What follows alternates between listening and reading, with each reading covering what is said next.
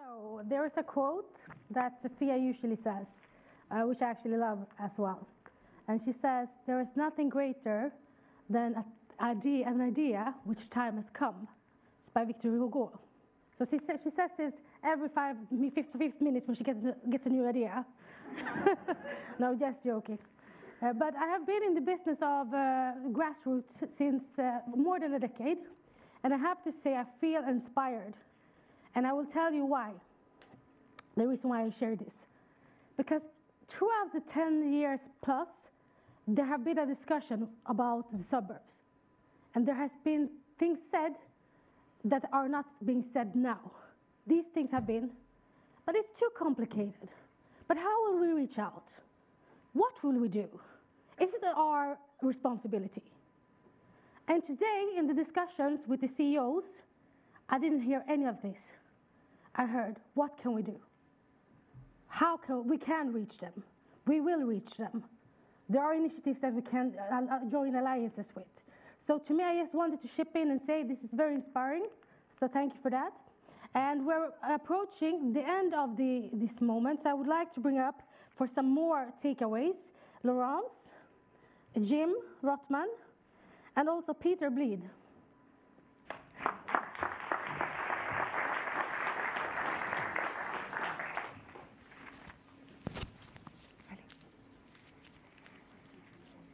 Yeah. So before we get your opinions and your takeaways, we would like to ask the audience, do you have anything, reflections, comments, questions? Please raise your hands if you would like to. And there is a microphone and you can speak your mind. So this is the golden opportunity. Come on. There's one hand there. Yeah. Okay. Oh my God. So my question would be, what do you think, or what would you recommend us to do in order to influence politicians to actually take actions here, not just talk? Wow. Who do you direct the question to? The whole panel? All of them. So who wants to start? Laurence, you look like you feel like you want to take this one. Yeah, let her start. Okay. What can we do? I think take action. So I mean, this has been maybe the elephant in the room. Politicians are not taking the action that maybe some of us would like them to do. How can we change that? Well, I think by taking action and by making partnerships. So if we have organizations, civil society organization, private organization, public organization, pairing, making action, making things change in the suburb or anywhere on the, with a more inclusive labor market, maybe they are not going to change their view on society, but we will make society change. So the power is on our side, those of us that are taking action. I think this is what we can do. Yeah. So, yeah, to build on that, so make it an economic issue, because I think money, you know, make the economy better, reduce our cost of providing services, whatever way you want to frame it. But if you make it an economic decision, then I think depending on what party you're in, I think everybody wants to, from their own perspective, wants to make the world a better place. And so if you drive it from an economic one, that might be one way to get their attention. Peter? Yeah, I'm on the same line as Laurence here, when it comes to actually just driving the process further and actually making the politicians see what the outcome is of that, if we go step by step, and getting them on board that way. I work with a lot of clients regarding the climate issue and climate crisis, and it's pretty similar. It's exactly the same process and obstacles in order to sort of, and we can see businesses taking real responsibility in that field and area as well, and actually pressuring and putting pressure on politicians to move forward and move forward with pace. So I think that is a really interesting, yeah. Just as a real example, our head of people experience, Hanna Fager, has been talking to politicians and has been in the paper talking about it being something that's critical to Sweden and also to our company and our company's success to look at the immigration policies. And so she is framing it as an economic. Thank you. I hope that answered your question very well. Do we have any more questions we have one hand here. Thank you. I was wondering, in society in general and even today, we are talking a lot about academics, people with very high educations and so on. But I'm wondering, those who don't have these educations, maybe never entered school, maybe never finished school, but still have a lot to give to the labor market and that are really needed. What about those? Are they included in all these strategies and the work and so on? Because I sometimes feel like we don't talk about that kind of workers in this kind of like situations. Great question. I think Jim perhaps would like to answer this. So Volvo is a mobility company, and so one of the things we've done is kind of frame social mobility as something we want to continue to focus on and think about. So that's bringing people up through society where they may not have had those opportunities. We did a program, it wasn't Sweden focused, but it was non-EU countries. So typically we get interns and graduates all from the EU. So we looked at outside of the EU specifically and brought people in who were literally, some of them were living on the streets, some of them came through foundations, some of them have never been on a plane when they flew here. And we assigned mentors to each person to help them figure out like how to buy groceries, or since they don't have Swish, how they do anything. And like the stories are really kind of amazing because they really had never been out of their countries before, and this was such a big experience. But that's a program that we've been trying to do. Thank you. We have a question from online, and I think maybe Laurence, this will be to you. And it has to do with something that Amri pointed out before. He said that there's a feeling of a risk aversion towards expanding the field of search for less high.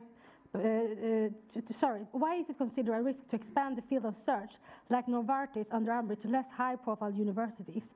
What is the worst thing that could happen? Thank you. I think what is the worst thing that can happen? Oh, change. That's what I would answer. So there is indeed, when we talk with organizations, like, why don't you hire more person with a migration background? And the short answer is, well, I don't always know what I'm getting, so it's probably a risk. And this is where the idea of risk comes in with migration. It's actually, it's a perceived risk. It's not a risk in itself, you know. But the idea is there. And what can we do against that is working on ourselves. Why do we see a person with an international background as a risk? What is it, for me, that I see is threatened by international experience? And when you start reflecting on yourself, and I'm bringing back to what Paul was saying, it's working on ourselves, it's also working on our organization. Why speaking English at the coffee break is problematic? Well, maybe it's not. So risk is not actually a risk. It's a perceived risk by a certain person. But in reality, it's not a risk. You're changing and you're seeing more opportunities. It's always the same story. Yeah. It's growing. You're growing. Yeah. Thank you. I think the risk is if you talk about it and think about it in the wrong way, is that you're not doing a favor for somebody when you do that. This is like basic about how do you build society, how do you build your company, and it's not about charity, and it's not about like you said, you know, like I have so much privilege, I'm gonna sprinkle some around on people. It's about we're doing something for community, we're doing something for our country, we're doing something for the world, and this is the right thing to do. And so I think sometimes companies talk about it as like they're somehow doing charity work, when this should be talked about as something in a more kind of fundamental way about how we treat people. Yeah, and I think that, you know,